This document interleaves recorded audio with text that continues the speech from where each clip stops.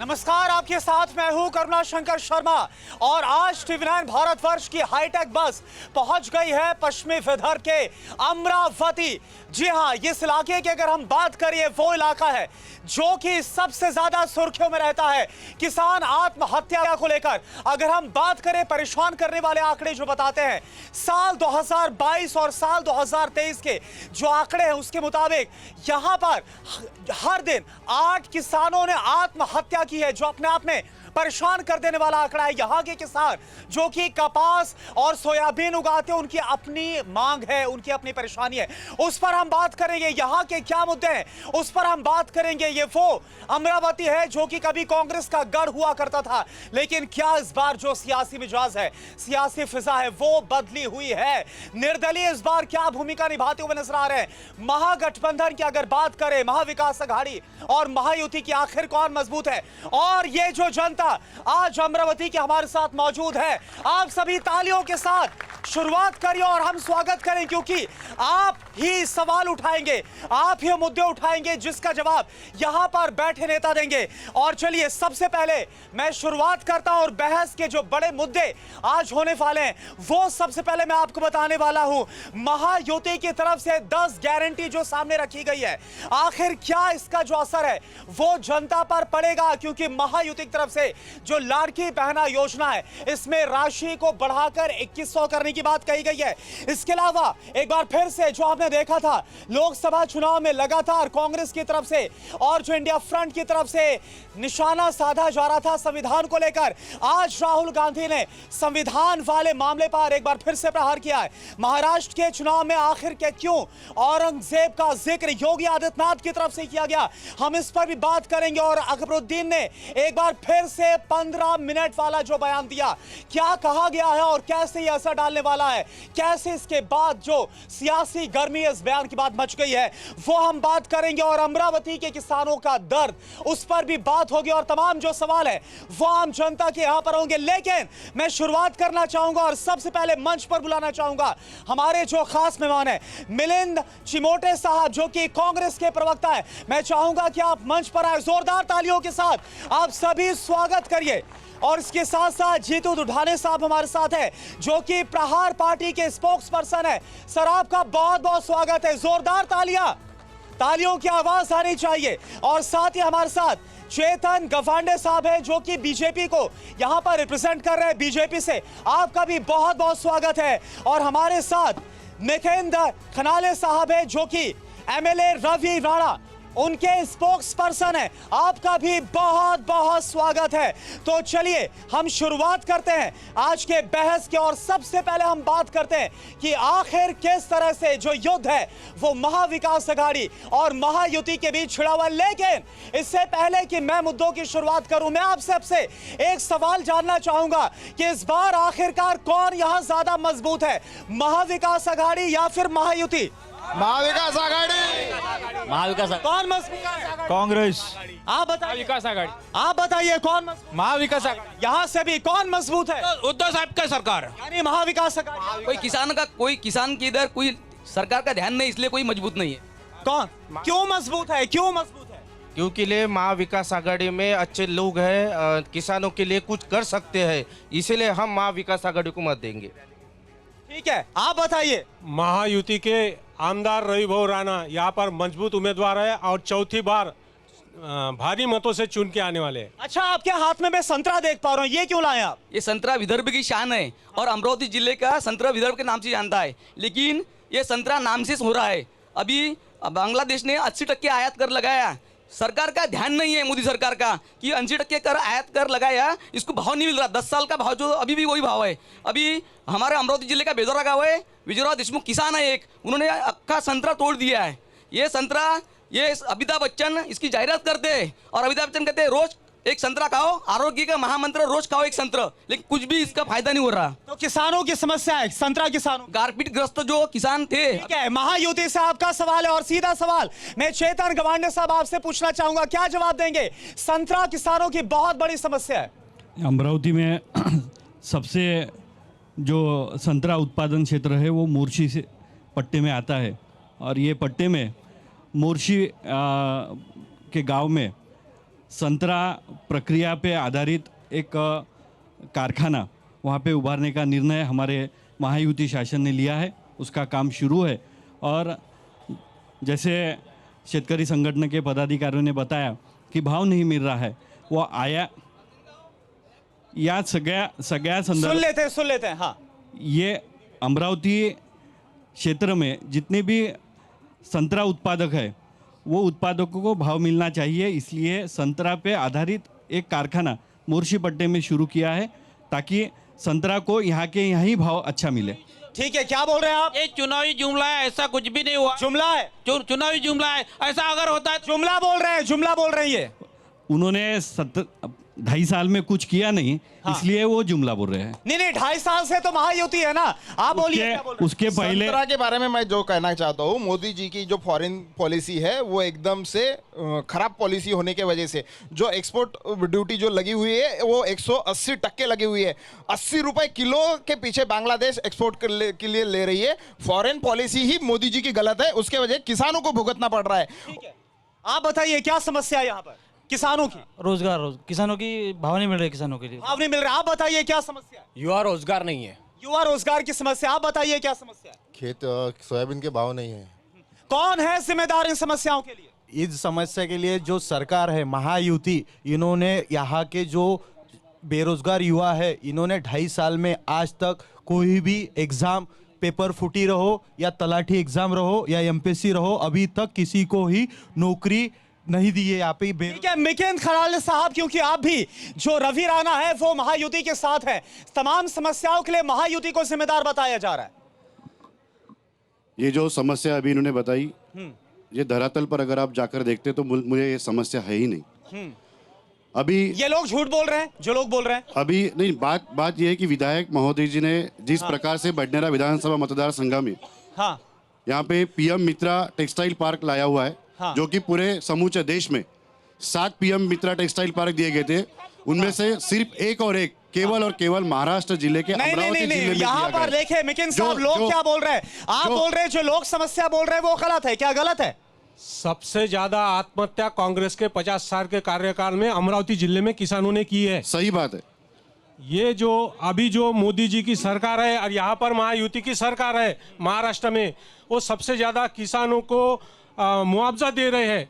5,000 रुपए किसानों के खाते में अभी जमा किए। लेकिन लोग बोल रहे हैं कि दुर्दशा तो अभी भी है। आप बताइए क्या हालात है?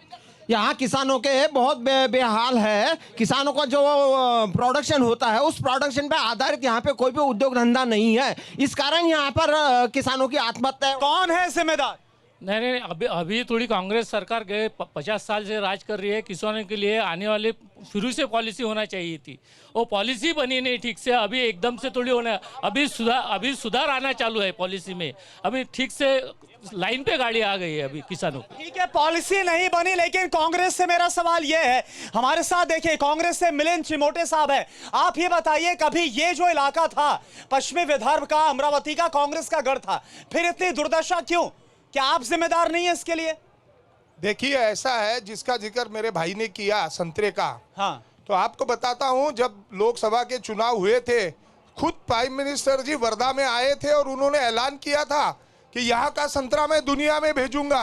अरे बांग्लादेश में नहीं भेज पा रहे हो, जुमलेबाज सरकार है, जुमलेबाज लोग हैं। कितने महीने हो गए, कोई निर्णय हुआ संतरे के बारे में? बोल रहे थे दुनिया में भेजेंगे।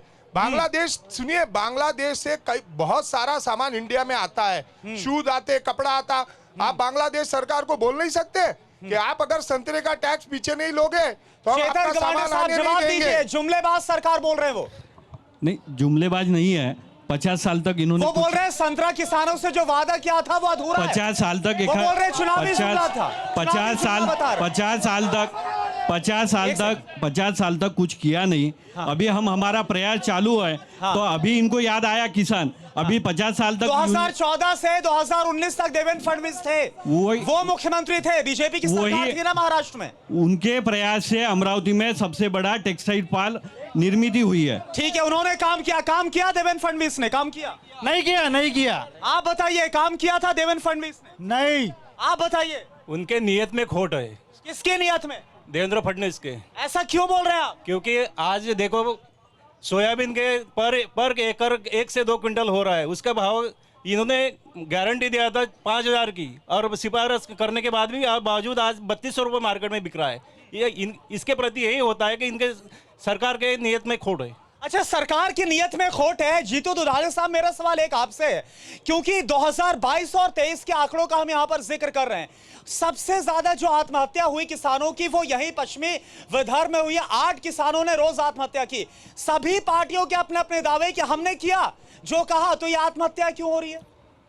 अगर आप मुझे थोड़ा समय देंगे। बिल्कुल, आपके पास वक्त है। सबसे पहले मैं यहाँ बताना चाहता हूँ कि आप बीजेपी के जो प्रवक्ता है, हाँ। वो यहाँ सिर्फ तन से है, मन से नहीं है। पहली बात आप ध्यान में लीजिए। बहुत बड़ी, मैं दावे के साथ बात कर रहा हूँ, दावे के साथ बात कर रहा हूँ। क्यों बोल रहे हैं आप? तो उनको पूछ लेना, मैंने जो बोला उसका जवाब वो देंगे, पहली बात।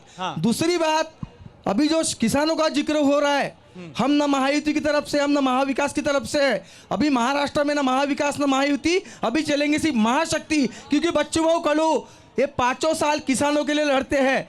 यहाँ ऐसा है, अमरावती जिले में 6 महीने तक, इलेक्शन के 6 महीने तक के इधर उधर लोग घूमते हैं, बाद में एजेंडा देख के अपना झंडा बदल लेते हैं। लेकिन बच्चू भाऊ कलू ने आज तक झंडा नहीं बदला, उन्होंने अपना झंडा पूरा कायम रखा हुआ है। 20 साल से किसानों के लिए लड़ रहे हैं। दूसरी बात बता रहा हूं मैं, सुनिए। किसानों के बारे में अगर बात करनी है तो किसानों की फसल का यहाँ पर स्टडी होना चाहिए। ठीक है। इधर में एक बात, मेरे थोड़ा पॉइंट रह गया। इन्होंने अभी पीएम मित्रा टेक्सटाइल पार्क के बारे में बताया है। It will be start after 2029, not 8 now. It is just जुमला, इट इज जस्ट गाजर। ठीक है, आप जुमला बता रहे हैं, आप क्या बोल रहे हैं? जब 2.5 साल महाविकास आघाड़ी में थे बच्चू भाऊ कडू, तब शेतकरी के लिए एक भी मोर्चा, कुछ भी नहीं भाव आक्रोश मोर्चा बच्चू भाऊ ने निकाला हुआ है। ठीक है। एक और बड़ा अहम बयान सामने आया है, मैं उसका जिक्र करना चाहूंगा। मैं आपको बता दूं,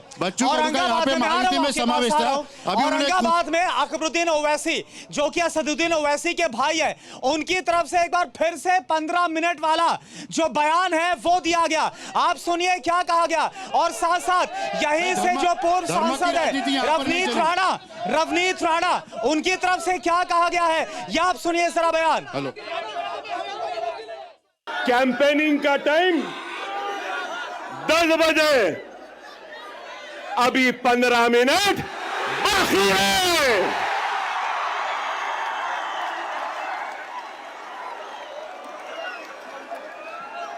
अरे भाई 15 मिनट बाकी है, सब्र करिए। ना वो मेरा पीछा छोड़ती है, ना मैं उसको। नारे तकबीर, नारे तकबीर। खुद की सीट जीत लिया। हमने कहा था संभाजी नगर में उनकी सीट हम जीत के नहीं आने देंगे, और इस महाराष्ट्र में ओबीसी का कोई प्रतिनिधित्व ये महाराष्ट्र से पार्लियामेंट में नहीं करेगा। वो हमने करके दिखाया, हमारी महाराष्ट्र की जनता ने। और संभाजी नगर में रहने वाले हर व्यक्ति जो छत्रपति शिवाजी महाराज के विचारों पे चलते हैं, उन्होंने ये दिखा दिया। एक बार गलती हो सकती है, पर दोबारा हम गलती नहीं करेंगे। तो आपने सुना नवनीत राणा को सुनो, और इससे पहले आपने सुना जो अकबरुद्दीन ओवैसी, उनकी तरफ से क्या कहा गया है। मैं बीजेपी आपसे सवाल पूछना चाहूंगा, एक बार फिर से 15 मिनट वाले बयान का जिक्र किया गया है, क्या बोलेंगे आप? बीजेपी से सवाल है मेरा ये। अच्छा, आप कुछ बोलना चाहते हैं? सर, जो आपने बीजेपी के प्रवक्ता यहाँ पर चुने हैं वो बीजेपी के नहीं है, उनको निष्कासित किया गया है। और बीजेपी के जो महायुति के प्रवक्ता है हमारे मिलिंद जी काड़े यहाँ पर है, वो तो विरोध में ही बात करेंगे। राणा जी ने जो बयान दिया है वो सही है। आप जो बीजेपी का यहाँ पर जो पूछ रहे हैं, पत्र मेरे को बताइए, जो आप बीजेपी का पूछ रहे हैं वो बीजेपी का नहीं है। एक पत्र सुनिए, एक सेकंड मैं आपसे मैं आपके पास आऊंगा। एक सेकंड आप वहां पर बैठिए। अभी हमारे साथ जो बीजेपी से बात करने के लिए प्रवक्ता यहाँ पर है, आप उन पर सवाल मत उठाइए, वो जवाब देंगे। ये आपसे सवाल उठा रहे हैं, वो आपको जवाब दे रहे हैं ना। आप मैं कल भी वो आप सवाल आप उठा रहे हैं। मैं कल भी भाजपा में था, आज भी हूँ, कल भी रहूंगा। मेरे डीएनए में भारतीय जनता पार्टी का ही ब्लड है। मेरा धर्म जो है वो भाजपा से है। मैं कभी कांग्रेस में गया नहीं, कभी राष्ट्रवादी में गया नहीं। मेरी शुरुआत भाजपा में चलिए है ठीक है, और आपने आखिरी सफाई दम दे दी तक, अपनी तरफ से। आखिरी दम अब मिलिंद तक साहब, मैं मिलिंद भाजपा साहब, में मेरा ही सवाल रहूंगा। वही है, जो मैं मेरा सवाल पूछ रहा पाला था, पलटने अब मेरा वाला सवाल, स्वभाव ठीक नहीं है। ठीक है, इसलिए आपने अपनी बात बोल दिया, मैं- मुद्दे पर आते हैं। अब मुद्दे पर मैं आते हैं। इंगोली जी से अब कहूंगा मुद्दे पर आते कि हैं। आप ये बात आपने पे अपना परिचय दे माफी दिया, आपने मांगनी अपनी बात बोल दी, चाहिए। लेकिन अब मुद्दे पर। ये मामले में माफी मांगनी चाहिए। चलिए ठीक है, मैं इस पर बात करता हूं, लेकिन एक बात बताइए, ये जो अकबरुद्दीन की तरफ से कहा गया, महाराष्ट्र में एक बार फिर से जो ओवैसी ब्रदर्स उन्होंने एंट्री कर ली है, इशारे में 15 मिनट का जिक्र किया है। क्या क्या क्या क्या ये जो बयान है, कुछ लोग तो ये भी बोलते हैं कि जब ओवैसी ब्रदर्स आते हैं तो इसका फायदा बीजेपी को ही पहुंचता है। नहीं, ये बयान ध्रुवीकरण होती है। एक सेकेंड, ये बयान मैंने सुना नहीं है और इस पे अब हमारे स्टेट लेवल के लीडर टिप्पणी करेंगे। आप क्या बोल रहे हैं? वो चुनावी जुमला है, वो अभी कैसा है, ये वीडियो दिखाना, ये भी आप लोग पब्लिक को दिखाओ। नहीं, जो अकबरुद्दीन ने कहा, जो एक बार फिर से इशारों में 15 मिनट का जिक्र किया, उस पर क्या बोलेंगे? वो चुनावी जुमला है, अभी तक ये सब्जेक्ट क्यों नहीं आया? अभी कैसा है इलेक्शन के पीरियड में? मैं आपको, आप लोगों को ये इसका नहीं, चुनावी जुमला क्या है, आप क्या बोल रहे हैं? अभी तक दो समाज में, दो धर्म में तेड़ निर्माण करना, ये दो तेड़ निर्माण करना, ये बीजेपी का चुनावी जुमला है। आप क्या बोल रहे हैं? ये जो आप क्लिप बता रहे हैं, ये चुनाव के प्रचार सभा के दरमियान में जब 10 बजे का टाइम रहता है, 10 बजने को 15 मिनट कम थे, ये वो बोलना चाह रहे थे, लेकिन आप तोड़ मड़ोड़ के यहाँ पूरी जो चर्चा है उसको। नहीं, हम भी वही बोल रहे हैं कि इशारे में जो बोला गया, ये क्या जानबूझकर बोला गया? क्या आप क्या बोल रहे हैं? चाहते हैं यहाँ का नहीं, हम कुछ नहीं, हम तो बयान चला रहे हैं, हम कुछ नहीं बोल रहे। क्या एक बार फिर से चुनावों में 15 मिनट का जिक्र क्यों किया जा रहा है? यहाँ का युवा रोजगार की, विकास की बात करना चाहता है। चुनावी जुमले और धर्म की राजनीति में किसी को यहाँ तो अकबरुद्दीन का ये जो वीडियो आया है, क्या ये किसी को, या फिर वो जो बोल रहे हैं किसी को फायदा पहुंचाने? युवक की बात और बेरोजगारी की बात होना चाहिए। ये जातिवाद और ये धर्मवाद की बात यहाँ नहीं होनी चाहिए। ये बेरोजगार युवक की बात होनी चाहिए। महंगाई और महंगाई पे बात होगी, वो मुद्दा यहाँ नहीं चलेगा। बेरोजगारी, महंगाई, वही मुद्दा। मैं जीतू दुधाने साहब आपसे एक सवाल पूछना चाहता हूँ। एक सेकेंड, मैं जीतू दुधाने साहब, जो अकबरुद्दीन का ये जो बयान आया, इंडिकेशन में, इशारों में 15 मिनट का जिक्र किया, क्या जानबूझकर महाराष्ट्र चुनाव में किसी को फायदा पहुंचाने के लिए, ध्रुवीकरण के लिए बयान दिया गया? देखिए, मेरा सवाल आपसे बताइए। बैठ जाइए प्लीज। दादा एक मिनिट। हाँ, महाराष्ट्र हे शिव शाहू फुले आंबेडकरी विचारधारा वाला प्रांत है। यहाँ पर जाति धर्म को भेदभाव को कोई थारा नहीं है। हाँ। और कोई कुछ भी जुमला करेगा। हाँ। लेकिन महाराष्ट्र के किसान, महाराष्ट्र के युवा, महाराष्ट्र की महिला, ये हम आपस में सामंजस्य से रहने वाले लोग हैं। हम राजनीति में धर्म लाते नहीं है, धर्म हमारे दिल में है और कर्म को मानने वाले हम लोग हैं। इसलिए जुमला यहाँ पर फेल होने वाला है। प्रहार की तरफ से हमारी भूमिका एकदम न्यूट्रल है। हम मानवता या धर्म और मानुष की जात मानने वाले लोग हैं। हमारे बच्चों को कड़ो उस विचारधारा पे चलते। लेकिन चेतन साहब, मेरा ये जो इन्होंने बात बोली धर्म की, जैसे हमारी ये जो बस है, एक सेकेंड, मैं आपके पास आ रहा हूं, आपको ये भी देख रहे होंगे कि बड़े पोस्टर भी नजर आ रहे हैं, बटेंगे तो खटेंगे, ये पोस्टर नजर आ रहे हैं। तो ये जो चेतन साहब, मैं आपसे सवाल ये करना चाहूंगा कि आखिरकार ये क्या हो रहा है? ये बटेंगे तो कटेंगे, ये सारा क्या है? देखिए, यहाँ पर महायुति महाराष्ट्र विधानसभा में जो मुद्दे, चुनावी मुद्दे लेकर जा रही है, वो केवल और केवल विकास के मुद्दे। हाँ। आप इसको धर्म की राजनीति ना बनाए और आपका टीआरपी ना बढ़ाए। विपक्ष बोल रहा है कि हार्ड हिंदुत्व के एजेंडे पर चलकर प्रचार करने की कोशिश हो रही है। महायुति यहाँ पर जो भी चुनावी मुद्दों को लेकर आई है, ठीक है, यहाँ पे जो अटल सेतु बना है, हाँ। यहाँ पे जो समृद्धि हाईवे बना है, यहाँ पे जो medical, Amravati government medical college लाया हुआ है, यहाँ पे पीएम मित्रा पार्क लाया हुआ है, यहाँ पर जो सबसे बड़ा एशिया का पायलट ट्रेनिंग यहाँ पे लाया हुआ है, हाँ। वो यहाँ अमरावती में होने वाला है। इन चुनावों मुद्दों के लिए ये विकास की राजनीति हम करना चाहते हैं। चलिए ठीक है, आप महायुति की तरफ से विधायक रवि राणा ने देखिए, जो यहाँ पे बडनेरा विधानसभा मतदार से जो भी विकास काम यहाँ पर लाए, विकास काम को लेकर यहाँ पे चुनाव के सामने लोग बोल रहे हैं। महायुति की तरफ से 10 गारंटी की बात कही गई है। इसमें जो लाड़की बहना योजना है, 1500 से राशि बढ़ाकर 2100 करने की बात कही जा रही है। किसानों के कर्ज माफी की बात कही जा रही है। बहुत सारी गारंटी है। क्या आप लोगों को विश्वास है महायुति की तरफ से जो 10 गारंटी की बात कही? बिल्कुल, हमें विश्वास है कि महायुति अगर सरकार फिर से बैठती है तो ये 10 कामों पे फिर से वो कार्य करेगी। आपको विश्वास है? विश्वास है। आप बताइए। भ्रष्टाचार बंद हो चुका है, इसलिए अभी सब ये हो रहा है। अभी वही पैसे जो भ्रष्टाचार में जाते थे वो पैसे लाड़की बहन को मिल रहे हैं, उनके उद्योग चालू हो रहे हैं, उनके। आप बताइए क्या विश्वास है जो 10 गारंटी है महायुति की? देखो, लाडली बहना जो योजना पर पूरे महाराष्ट्र की जो राजनीति चल रही है और उसी पर महाराष्ट्र का इलेक्शन घूम रहा है। आपको बता दे, अगर आपकी नीयत में खोट नहीं है तो 18 से 21 साल की मेरी बहना को लाडली बहना का लाभ क्यों नहीं दिया गया, ये बताइए। क्योंकि 18 साल की मेरी बहना आपको वोट दे सकती है। 18 साल से 21 साल तक होने वाली मेरी बहना को आप ड्राइविंग का लाइसेंस। आपका मतलब है कि ये सारी योजना चुनावी जुमला, ये सब चुनावी जुमला है। और रही बात किसानों की, आपने जो किसानों की बात की है, तो जब हमारे विदर्भ के पश्चिम विदर्भ में जब सबसे ज्यादा किसान आत्महत्या कर रहे हैं, आपको हम बता दें। चेतन गवांडे साहब जवाब दीजिए इस पर। आप चुनावी जुमला बता रहे हैं, बोल रहे फायदा तो मिल नहीं रहा, जमकर प्रचार प्रसार हो रहा है लाड़की बहना योजना का। जिस प्रकार से महाराष्ट्र में गति से सरकार काम कर रही है और आने वाले चुनाव में पूरे बहुमत के साथ महायुति शपथ लेने वाली है, इसलिए विषय को विषयांतर करने के आपको विश्वास है कि महायुति शपथ लेगी? 1,00,000% विश्वास है जी, इसलिए ये बता रहे हैं जुमला है। मैं बता चलिए, जनता को विश्वास है कि नहीं, आप बताइए, आपको विश्वास है? बिल्कुल नहीं, क्योंकि ये ऐसा क्यों? क्योंकि ये योजना किस महिला ने मांगी थी कि हमारे को लाडली बहना योजना दो? इनके पास जवाब है? जी, आप बताइए। छोड़िए, आप बताइए। हमारे दिव्यांग लोगों के पैसे 6-6 महीने से आए नहीं, ये लाडली बहन को दिए सरकार ने। हमारे सब दिव्यांग लोगों के पैसे रोके हुए, निराधार लोगों के पैसे रोक के ये लाडली बहन को दिए। और अभी हमारी सरकार आने वाली। बीजेपी से जवाब, चेतन गवांडे साहब जवाब दीजिए। ये सरकार में 260 के ऊपर दिव्यांगों के लिए अलग अलग स्कीम के अलग लाभ मिलना चाहिए, इसलिए GR निकाले।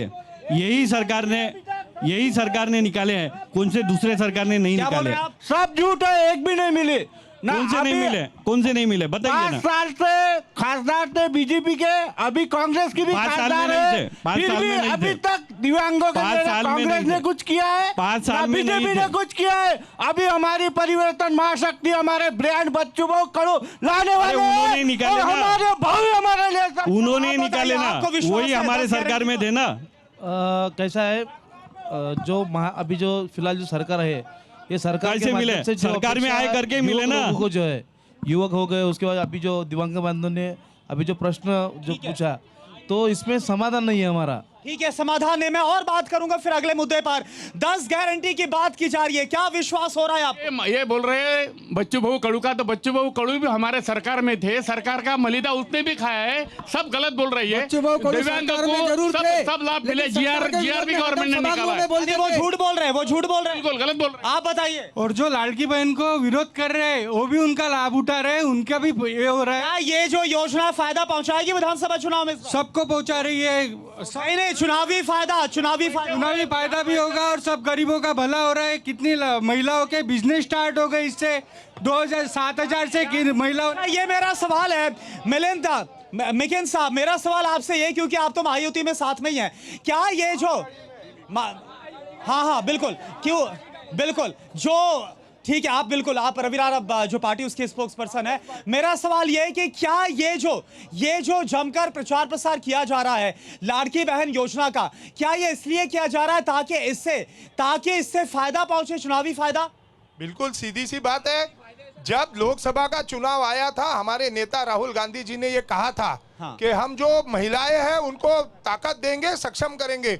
और जब ये हारे तो एकदम से इनको ध्यान में आ गया कि भाई अब लाड़की हो गई बहना। मैं आपसे पूछना चाहता हूँ, 2.5 साल लाड़की नहीं थी, अभी एकदम चुनाव के 2 महीना पहले लाड़की भी हो गई।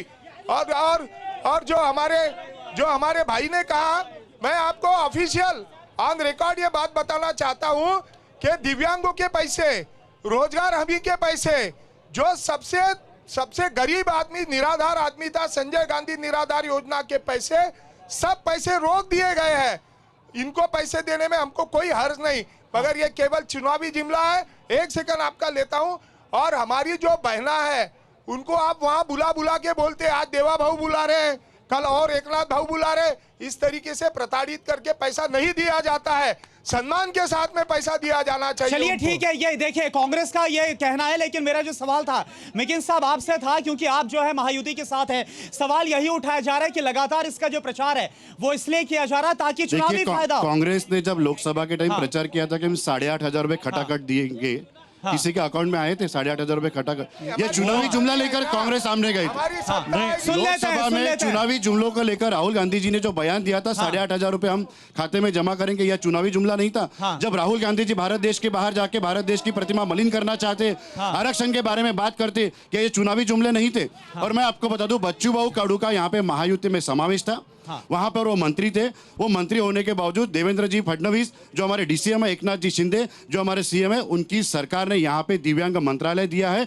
और वो मंत्रालय केवल और केवल आप सत्ता के साथ में थे, आपने सत्ता के साथ में जब थे इसीलिए आपको मंत्रालय मिला है। यहाँ पर आप ये कपास लेकर आए, ये क्यों लेकर आए?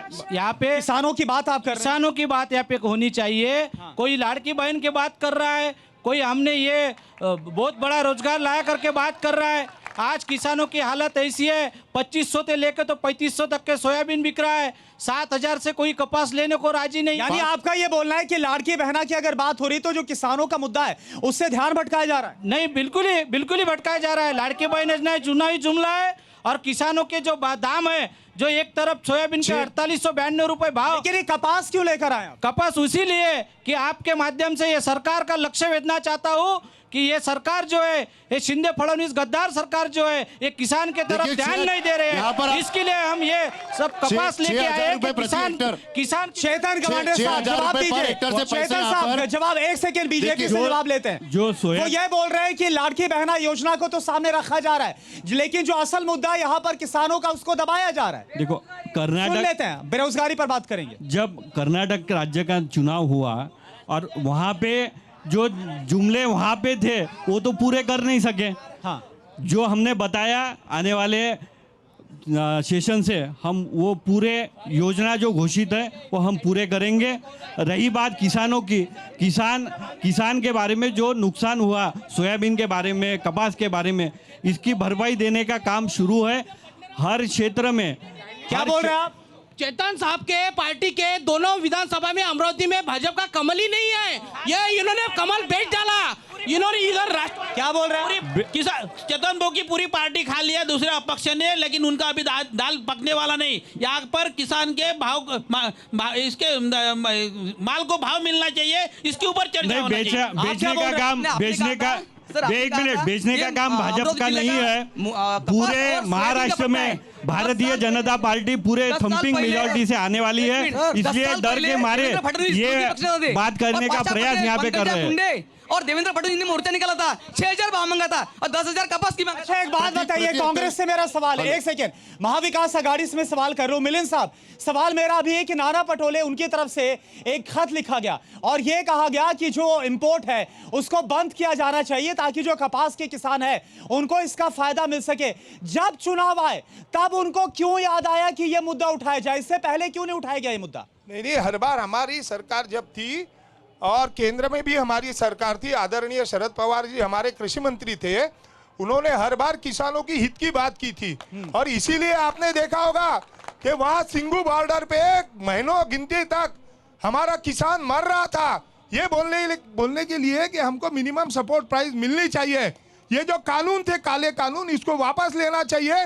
मगर ये जो सरकार है, दोनों केंद्र की और राज्य की, ये किसान हितों के खिलाफ काम करने वाली सरकार है। सबसे ज्यादा महाराष्ट्र में कांग्रेस ये जो पंजाब वाले साहब जो बोल रहे हैं कि इनके जो आदरणीय शरद पवार साहब है, इन्होंने किसानों के हित की बात की है, लेकिन किसानों के हित की बात कब की है? जब उनको इसका घर फोड़ के, उसकी पार्टी फोड़ के जब उनको फुर्सत मिलेंगी तब बात करेंगे ना। अभी मराठा आरक्षण को सपोर्ट कर रहे हैं, लेकिन 4 बार वो मुख्यमंत्री थे, 4 बार मुख्यमंत्री रह चुके हैं, लेकिन उन्होंने एक बार भी वो मराठा आरक्षण के लिए खुद मराठा रह के उन्होंने कभी सपोर्ट नहीं किया। ठीक है, आप बोलिए, आप कुछ बोलना चाहेंगे किसानों के मुद्दे पर? देखिए कैसा है, अभी महायुति की सरकार आना चाहिए बोल रहे, लेकिन हमारे यहाँ पे किसानों के जो किसानों का उत्पन्न होता है उसको भाव मिलता नहीं।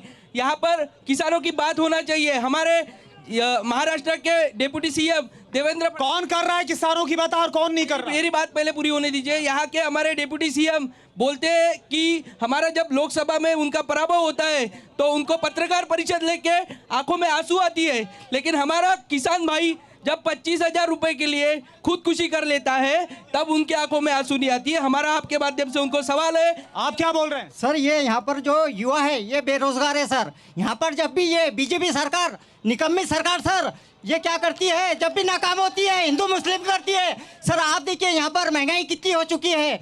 आपने ये जो बीजेपी एयरपोर्ट ने एयर इंडिया को बेच डाला, हर किसी को बेच डाला, BSNL को बेच। जवाब दीजिए चेतन साहब। बड़ा गंभीर आरोप आप पर लगाए कि मुद्दों पर आप बात नहीं करते। 2014 के पहले यहाँ पे कौन सा एक आधा बड़ा प्रोजेक्ट बताइए। मैं बताता हूँ। अरे मैंने वही बोला ना, मैं बताता हूँ। 2014 के पहले यहाँ पे एक आधा रोजगार का बड़ा कारखाना बताइए। हमारी सरकार 2014 में आए तभी टेक्सटाइल पार्क यहाँ पे आए ना। लोग यहाँ पर आम जनता बोल रही है वो झूठ बोल रही है। मैं वही बोला ना, इसके पहले की बात है। एक सेकंड, क्या बोल रहे हैं? चेतन भाऊ पवार खुद बागी के साथ खड़े हैं। उनका उम्मीदवार भाजपा का नहीं है, वो बागी उम्मीदवार के साथ में अभी खड़े हैं। यानी वो भाजपा का प्रचार कर रहे हैं या बागी का कर रहे हैं। उनके बड़ा गंभीर मसला आपको लेकर बार-बार यहाँ से अभी आपने बोला महायुति की सरकार 1,00,000 आएंगे, उसके लिए मैं आपका अभिनंदन करना चाहता हूँ। लेकिन मैं आपको बता देना चाहता हूँ बडनेरा विधानसभा मतदार संघ में जो बागी उम्मीदवार आपने खड़ा किया है, क्या आप उसका पार्टिबा हमको देंगे? नहीं जवाब दीजिए। तो महायुति की सरकार लाने के लिए महायुति से बागी का मसला बहुत बड़ा है। बडनेरा में आप बीजेपी को रिप्रेजेंट कर रहे हैं, आपका उम्मीदवार बडनेरा में भारतीय जनता पार्टी, अमरावती जिले में विकास हो रहा है, बडनेरा छोड़ के विकास हो रहा है। बडनेरा में भारतीय जनता पार्टी के नेता तुषार भारतीय के साथ पूरी भारतीय जनता पार्टी के कार्यकर्ता खड़े हैं। नहीं सुनिए ना, भारतीय जनता पार्टी के पूरे कार्यकर्ता साथ नहीं हो पाएगा। भारतीय जनता महायुति को पाठिंबा है और जो हमारी राष्ट्रीय युवा स्वाभिमान पार्टी है, भाजपा के कोटे से बडनेरा विधानसभा मतदार संघ की सीट युवा स्वाभिमान पार्टी को दी हुई है। भाई साहब युवा स्वाभिमान पार्टी को दी हुई है। उम्मीदवार यहाँ पे उन्होंने खड़े किए हैं जो महायुति के खिलाफ खड़े हैं। भारतीय जनता पार्टी बडनेरा मतदार संघ में इनको महापौर बनाया, जो बीजेपी ने महापौर बनाया उनके साथ में बागी। युवा स्वाभिमान के अगर उम्मीदवार ये महायुति के, तो इन्होंने जय श्री राम बोलने को ना अभी इन्होंने आज जय श्री राम नहीं, ये मुद्दा है क्या? ये मुद्दा है, ये मुद्दा है। एक सेकंड, मेरा सवाल है कौन क्या नारेबाजी करेगा? कोई जय अरे मेरा जवाब रहे ना, बोल रहे ये मुद्दा है। भाई साहब मेरा जवाब है। नारा लोकसभा में जय श्री राम का था। भाई साहब मेरा जवाब, माइक छोड़िए, आप माइक छोड़िए। आप नहीं कर सकता, हम हिंदू है, हमें कोई जबरदस्ती नहीं कर सकता। जय श्री राम बोलो या कुछ भी बोलो, हमें कोई जबरदस्ती दूसरा आदमी नहीं। भाई साहब मेरा जवाब रहे ना। भाई साहब आप क्या बोल रही है? एक महिला को सुन लेते हैं, आप क्या बोल रही है? वैसे तो आप शिवसेना से। युवा स्वाभिमान पार्टी का जो दावा है कि बडनेरा में बागी उम्मीदवार इन्होंने खड़ा किया हुआ है, तो इन्होंने युवा स्वाभिमान पार्टी में दरियापुर में से बुंदेले को क्यों खड़ा किया? हाँ ठीक है, बागी उम्मीदवारों का मसला गंभीर है, आप बताइए। सर देखो, यहाँ पर हमें किसी नेताओं के झगड़े सुनना नहीं है। जो मुद्दों की बात है उतनी होना चाहिए। मुद्दा क्या है? मुद्दा क्या है वो बताइए। मैं वही बताने जा रहा हूँ। जब किसानों की बात हो रही है तो यहाँ पे महाराष्ट्र के पूर्व सामाजिक न्याय मंत्री चंद्रकांत हांडोरे साहब ने महाराष्ट्र में पिछड़े जाति के 5,500 भूमिहीन किसानों को जमीन बांटी थी।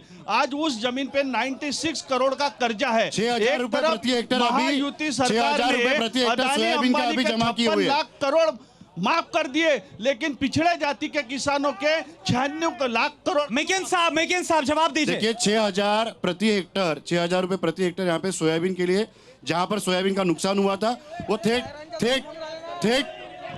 किसानों के मुद्दा ही समझ में नहीं आ रहा। वो गायरान के बारे में बात कर रहे हैं, वो सामाजिक न्याय की जमीन की बात कर रहे हैं, सोयाबीन की बात नहीं कर रहे। मुद्दा समझ लो। बोलिए आप बोलिए। मैं सामाजिक न्याय विभाग ने पिछड़े जाति के वो जमीन का जो मामला उसकी बात मुद्दा समझ लो। मुद्दा इनके पास मुद्दे नहीं है, जमीन बिना मुद्दों के आधार पर मुद्दे नहीं है। आपस में लड़ो, आपस में। वो किसानों की बात कर रहे हैं, मुद्दे पे चुनाव लड़ रहे हैं ना यहाँ पे। वो किसानों की बात कर रहे हैं। मिकिन साहब जल्दी, टाइम खत्म हो रहा है। वो किसानों की बात कर रहे हैं। देखिए गायरान क्षेत्र का जो अभी इन्होंने बात, अरे दादा सामाजिक न्याय मागासवर्गीयांसाठी असतो हे तुम्हाला माहित नाही, तुम्हाला माहित नाही है। सामाजिक न्याय मंत्री धनंजय पहले मंत्रालयाचा अभ्यास करा, कुठं काय असते। सामाजिक न्याय मंत्री हमारे अमरावती जिले में पिछले महीने में गए छोटे छोटे 18-18, 19-19 साल के लोगों के 10 मर्डर हुए यहाँ पे। की लॉ एंड ऑर्डर भी एक बड़ा मसला है अमरावती में। लेकिन इस बीच जो अमरावती से पूर्व सांसद है नवनीत राणा, बीजेपी की कद्दावर नेता नवनीत राणा, उनसे आज हमने हाईटेक बस में बात की है। उन्होंने क्या कहा है तमाम मुद्दों को लेकर, आप सुनिए जरा उन्हें। महाराष्ट्र चुनाव को लेकर सरगर्मियां बहुत तेज है। इस बार अगर अमरावती की बात करें तो फाइट कैसी है? मुझे लगता है अमरावती में लोकसभा में पहली बार जब लोकसभा हुई थी हमारे यहाँ जो 2024 के थे, पहली बार कमल सिंबल आया था और बहुत ताकत से हमने लड़ाई भी की।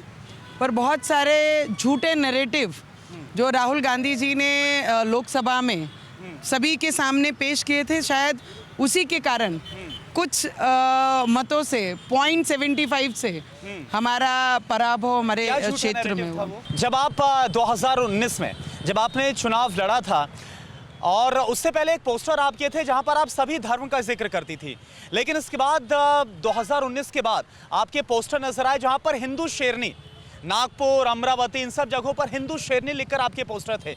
ये बदलाव कैसे आया? मैं सभी को लेके चलने में आज भी विश्वास रखती हूँ, पर कोई अगर बोलेगा कि हमारे लोगों को आकर दिन दिहाड़े चाकू मार देंगे और उनकी जान ले लेंगे, तो वो नवनीत राणा बर्दाश्त नहीं करेगी। जो महाराष्ट्र के डिप्टी सीएम है देवेंद्र फडणवीस, उनकी तरफ से विधानसभा चुनाव में जम करके वोट जिहाद का मसला उछाला जा रहा है। उन्होंने लोकसभा चुनाव का जिक्र किया और उन्होंने बोला कि 10 सीटों पर बीजेपी को हार इसलिए हुई क्योंकि एक खास समुदाय ने बढ़ चढ़कर बीजेपी के खिलाफ वोट दिया। वोट जिहाद क्यों उछाला जा रहा है? वो 10 सीटों में एक मेरी भी सीट, हमारे लोग बटे और वो एक साथ आए। इसका नुकसान हमारे महाराष्ट्र में 10 सीटों पर ऐसा हुआ है कि पॉइंट मात्र कुछ पॉइंट से हम लोगों का पराभव हुआ है। तो हमारा जो नारा है कि सभी को लेकर चलने के लिए, सभी का विकास करने के लिए देश के प्रधानमंत्री जी काम कर रहे हैं और महाराष्ट्र में हमारे देवेंद्र फडणवीस जी महायुति की सरकार काम कर रही है। इसलिए हमारा इस चीज़ों पे जोर है कि हम लोग ना बटें और एक साथ आकर जो विचारधारा हिंदुस्तान की होनी चाहिए वो हिंदुस्तान के लिए काम करना चाहिए। पाकिस्तान हमारे देश में नहीं होना चाहिए और वो विचारधारा हमारे महाराष्ट्र में नहीं होनी चाहिए। लेकिन अच्छा, एक और बड़ा अहम सवाल है असली वर्सेस नकली, ये बड़ा जिक्र हो रहा है लगातार। जो शिवसेना यूबीटी है या फिर जो शरद पवार गुट है, जो फूट पड़ी 2022 से जिसकी शुरुआत हुई, जब शिवसेना फूट कर जो एकनाथ शिंदे चले गए, बीजेपी के साथ जाकर सरकार बनाई है और उसके बाद अजित पवार ने भी ये किया।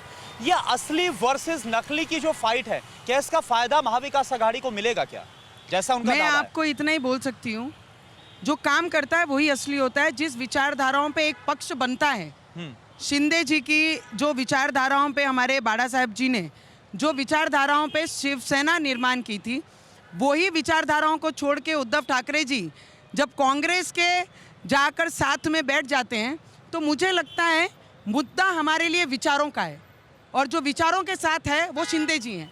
तो हमारे लिए असली भी शिंदे जी हैं और उनके विचार भी, और हमारे बाड़ा साहब के विचार भी हमारे लिए असली हैं। तो असली वर्सेस नकली तो ये ज़रूर होगा और असली का साथ हमारी युति के साथ ये पूरा महाराष्ट्र